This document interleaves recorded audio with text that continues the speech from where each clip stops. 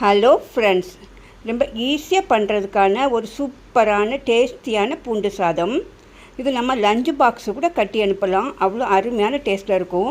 இதுக்கு சைடிஷ்க்கு நீங்கள் எது கூட சாப்பிட்டுக்கலாம். அவ்வளோ சூப்பரான ஒரு பூண்டு சாதம். இதே மாதிரி ட்ரை பண்ணி பாருங்கள். இதுக்கு ஃபஸ்ட்டு ஒரு மசாலா பண்ணுறதுக்காக கடாயில் ட்ரை ரோஸ்ட்டு பண்ணிக்கோங்க. காஞ்ச மிளகா, நீங்கள் காரம் எவ்வளோ யூஸ் பண்ணுவீங்களோ அதுக்கு தகுந்தவாறு போட்டுக்கோங்க. நான் 5 காஞ்ச மிளகா போட்டிருக்கிறேன். 1 டேபிள் ஸ்பூன் கடலைப்பருப்பு. எல்லாமே ட்ரை ரோஸ்ட்டு தான் பண்ணணும். அப்புறமா அதில் 1 டேபிள் ஸ்பூன் கருப்பு உளுந்து போட்டிருக்கிறேன். நீங்கள் வெள்ளை உளுந்து கூட வேணால் போட்டுக்கோங்க. ஆனால் இதை மாதிரி சாதம் பண்ணுறப்போ கருப்பு உளுந்து இன்னும் கொஞ்சம் டேஸ்ட்டு சுவை அதிகமாக தான் கொடுக்கும்.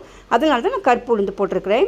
ஒரு கைப்பிடி அளவு கருவேப்பிலை இதை மாதிரி சாதம் பண்ணுறப்போ கொஞ்சம் அதிகமாகவே போட்டு பாருங்கள். இல்லை வேஸ்ட்டும் ஆகாது, நம்மளுக்கு சுவையாகவும் இருக்கும். இதை மாதிரி ட்ரை ஆனதுக்கப்புறமா தனியாக எடுத்து வச்சுக்கோங்க. கடாயில் ஒரு 2 டேபிள் ஸ்பூன் அளவுக்கு எண்ணெய் ஊற்றிக்கோங்க. முழு பூண்டை ஒரு 5 பூண்டை நான் உரித்து வச்சுருக்கிறேன். இதை எண்ணெயில் நல்லா வறுத்து எடுத்துக்கோங்க. 2 டேபிள் ஸ்பூன் அளவுக்கு எண்ணெய் போதும். ரொம்ப டீப் ஃப்ரை பண்ண வேண்டியது, இது எண்ணெயில் நல்லா வறுப்பட்டு வந்துடும்.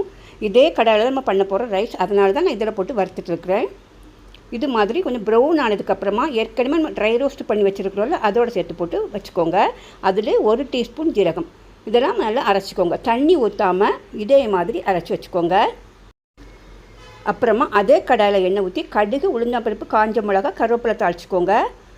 அதில் ஒரு மீடியம் சைஸ் வெங்காயம் கொஞ்சம் வதங்கட்டும். ரொம்ப பெரிய வெங்காயம் தேவையில்லை, மீடியம் சைஸ் வெங்காயம் போதும். மண்சட்டியில் பண்ணி பாருங்கள். இந்த பூண்டு சாதம்லாம் அவ்வளோ அருமையான டேஸ்ட்டில் இருக்கும்.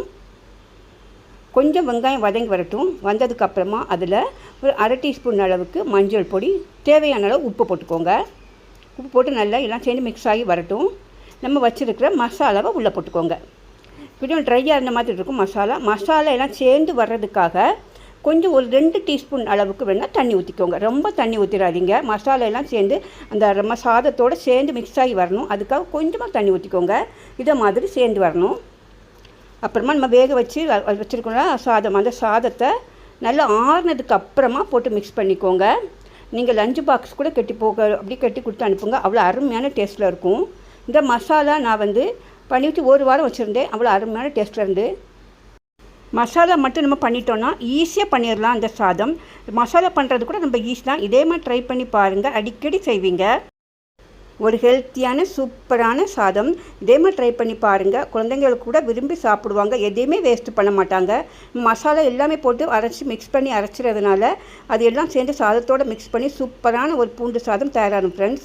கண்டிப்பாக இதே மாதிரி ட்ரை பண்ணி பாருங்கள். பிடிச்சிருந்தால் லைக் பண்ணுங்கள் ஃப்ரெண்ட்ஸ். நம்ம சேனல் சப்ஸ்கிரைப் பண்ணிக்கோங்க. ஓகே, பாய், தேங்க்யூ.